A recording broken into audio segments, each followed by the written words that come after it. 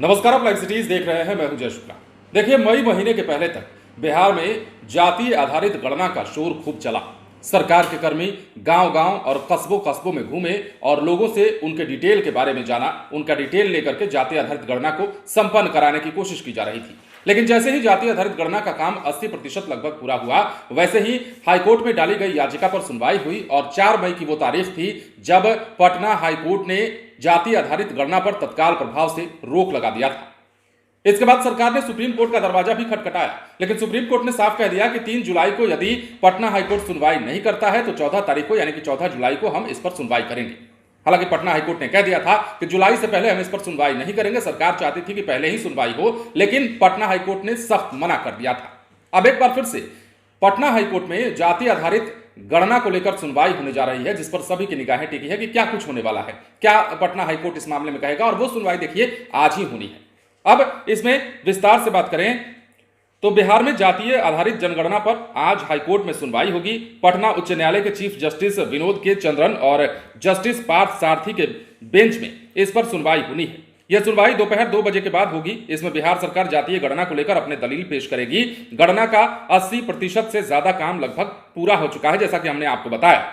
यह भी बताया कि 4 मई को हाईकोर्ट ने तत्काल प्रभाव से जब जातीय आधारित गणना पर रोक लगा दी थी, तब यह भी कहा था कि जो भी डेटा अब तक कलेक्ट हुआ है उसे नष्ट नहीं किया जाएगा। और इसके बाद हाईकोर्ट की रोक के बाद बिहार सरकार ने सुप्रीम कोर्ट का दरवाजा खटखटाया था। और जैसा कि हमने आपको वीडियो में बताया शुरुआत में ही कि सुप्रीम कोर्ट ने अपने फैसले में कहा कि यदि 3 जुलाई को हाईकोर्ट इस पर सुनवाई नहीं करता है तो हम 14 जुलाई को सुनवाई करेंगे।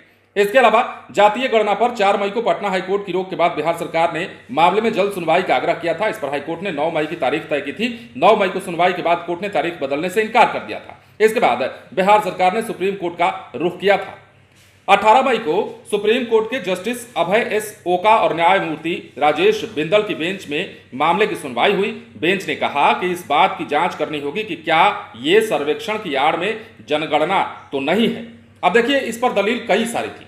हाईकोर्ट का यह मानना था कि आप कास्ट सेंसस की आड़ में जो है जातीय गणना करा रहे हैं, और सरकार का कहना था कि हम जातीय आधारित गणना करा रहे हैं। लेकिन सरकार ने इस बात को मानने से इनकार कर दिया कि बताइए ये जातीय आधारित गणना कैसे हो सकती है। तमाम तरह के जो ब्यौरे लिए जा रहे हैं, तमाम तरह के जो डिटेल लिए जा रहे हैं, उसको आधार बनाकर यह बात कही गई थी। और इतना ही नहीं, बेंच ने यह भी कहा कि हम स्पष्ट कर रहे हैं कि यह ऐसा मामला नहीं है जहां हम आपको अंतरिम राहत दे सकते हैं। सुप्रीम कोर्ट ने याचिका की सुनवाई 3 जुलाई तक के लिए स्थगित कर दी और कहा कि इस याचिका को 14 जुलाई को सूचीबद्ध किया जाए। अगर किसी भी कारण से रीट याचिका की सुनवाई अगली तारीख से पहले नहीं होती है तो हम याचिकाकर्ता के वरिष्ठ वकील की दलील सुनेंगे। इससे पहले सुप्रीम कोर्ट के जस्टिस संजय करोल ने खुद को इस सुनवाई से अलग कर लिया था। उनका कहना था कि वो बिहार में चीफ जस्टिस रहते इस मामले में पक्षकार रह चुके हैं। अब यह भी आपको पता है कि सरकार ने 80% जातीय आधारित गणना का काम पूरा करा लिया था और उसके बाद 4 मई को नीतीश तेजस्वी की सरकार को बड़ा झटका लगा जब हाईकोर्ट ने इस पर तत्काल प्रभाव से रोक लगा दिया था। बिहार के लोगों की जाति पूछते हुए उनकी सारी जानकारी रिकॉर्ड के रूप में दर्ज की जा रही थी। आर्थिक सर्वेक्षण के साथ साथ यह भी हो रहा था। 2 चरणों में यह प्रक्रिया पूरी होनी थी। पहले चरण के दौरान आवास आदि की गणना हुई। दूसरा चरण 15 अप्रैल से शुरू हुआ, जिसकी शुरुआत नीतीश कुमार ने खुद की। वहीं असंवैधानिक और जातियों के नाम बतलाने का विलोपित करने को साजिश बताते हुए सुप्रीम कोर्ट तक फरियाद पहुंची और इस पर जो है याचिका दायर की गई कि पहले तो हाईकोर्ट में, उसके बाद सुप्रीम कोर्ट में भी। और कहा गया कि बिहार में कास्ट सेंसस के नाम पर कुछ और किया जा रहा है। जाति आधारित गणना नहीं बल्कि जातीय जनगणना कराई जा रही है और इसको लेकर हाईकोर्ट ने भी दलील अपनी दी थी और कहा था कि ये हम फिलहाल रोक रहे हैं और 3 जुलाई को ही इस पर कुछ भी हो पाएगा। तो देखिए, आज की तारीख बड़ी खास है। पटना हाईकोर्ट में इसे लेकर सुनवाई होनी है और क्या कुछ निकलकर सामने आता है, यह भी इंतजार का विषय है। 2 बजे के बाद सब कुछ पता चल जाएगा। बने रहे लाइव सिटीज के साथ। यदि अब तक आपने हमारे चैनल को सब्सक्राइब नहीं किया है तो सब्सक्राइब कर लीजिए ताकि हम आपको खबरों से अपडेट रख सके। धन्यवाद।